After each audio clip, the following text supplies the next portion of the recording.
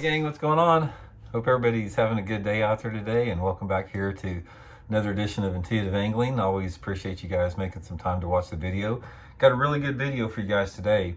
I'm going to give you guys some tips and advice on the two best ways to work a shaky head as far as how to manipulate it and get the most bites out of it. I don't think a lot of people really know exactly how to work a shaky head, but there's two primary ways to work it based upon your head size and the bottom cover you're fishing. So we're going to go over that. Real quick guys, before we get started here, just want to give you all the reminder, please swing by and check out fishthemoment.com if you get a chance. We got all of our spring lake map breakdowns on there. We got all the major lakes across the country. It's just the greatest resource you'll ever have if you want to learn more about any lake that you want to go to. Even if you fish it, it's going to give you a bunch of good spots to try. If you've never fished a lake, it's a really good resource. And I'll put the link in the description in this video where you can check out the lake map breakdowns. Much appreciated with that. Okay guys, let's get into this a little bit. Shaky head, man, it's just like one of the most effective bass catchers of all time. If you're going to be a bass angler, you got to learn how to fish a shaky head. And there's a lot to it. We've done a lot of videos on shaky heads in the past, but I don't know if we've ever done one specifically on how to work one. The two different ways that I prefer to work it. So I'm going to show you guys how to do it here. Now, I just got my reel here because my ceiling is too low in order for me to show you with my rod. So I've just got my reel here. So I'm going to show you the two main ways to work it. So the first thing is, you cast out there, and if you're on a bottom, like it's a fairly flat tapering bottom, like it's not real rocky, say it's gravelly sand, small rock, something like that.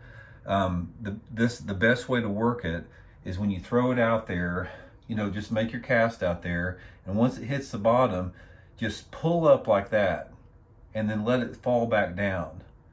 Just pull up like that, not really snap it, but you're just pulling it up like that and not working it. You're not shaking it, but you're just pulling it. And what happens is that shaky head, it'll come up off the bottom and just gradually fall. Now this technique, the pulling that I'm talking about like this, works better on the lighter heads. So most of the time, this is the technique that I'm using on my 1/8 ounce heads or less. I fish a 1/16 an ounce a lot on a shaky head. I'll take a 1/8 ounce shaky head and I'll file it down to a 1/16 to get a real slow fall. But guys, I get a lot of strikes out there, just throwing it out there like that, just lifting it up, letting it set back down, lifting it up, letting it set back down. Now that's on, like I said, lighter heads with a fairly clean bottom, not real snaggy bottom. Now the next one, if you're fishing a little bit heavier head, like anywhere between an 1/8 to a 1/4 ounce, and you may have a little bit snaggier bottom. Say you're fishing it off a rocky bank or a bluffy bank, or just a snaggly type bottom. The way I like to fish it then is I'll make the cast out there and I'll pull straight up like this, and as I'm pulling up, now watch my wrist here. As I'm pulling up, I'm shaking the rod, or shaking my wrist and shaking the rod tip as I'm pulling up.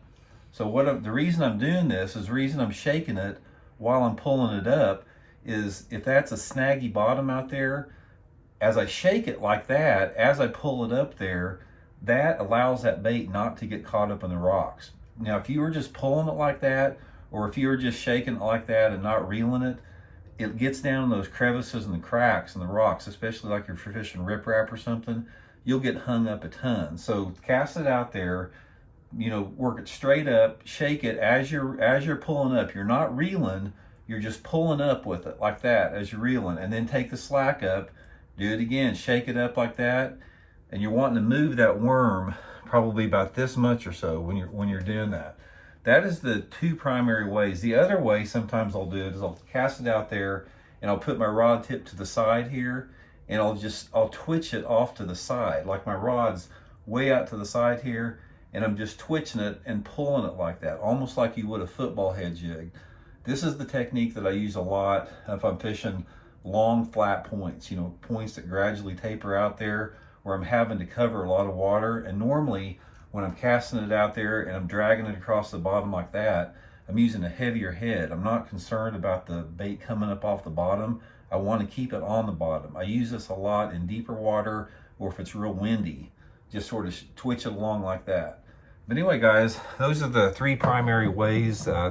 Most of the time, if I had to guess, is the one where I throw it out there and I just lift it up and reel it straight back down. Just lift it up like that. I'm not really shaking it like you think a shaky head should be shooken. But guys, I just get a lot of bites doing that. It just seems like it works really good. And another thing that I'll give you a piece of advice is try that 16th ounce head, man. Most of the time, I don't like to go over an 1/8 of an ounce. An 1/8 ounce I consider heavy. I catch a ton of bass on a shaky head by just taking an 1/8 ounce head and filing it down to a 16th because it's really hard to find a good 16th of an ounce head that's got the right hook in it. I'm actually designing one right now for Baitworks. It's probably going to come out sometime over the next 6 months, and I'll let you guys know when that comes out. But anyway, just try those 3 different ways to work your shaky head. It'll definitely get you some bites. So thanks for tuning in, and we'll see you guys later.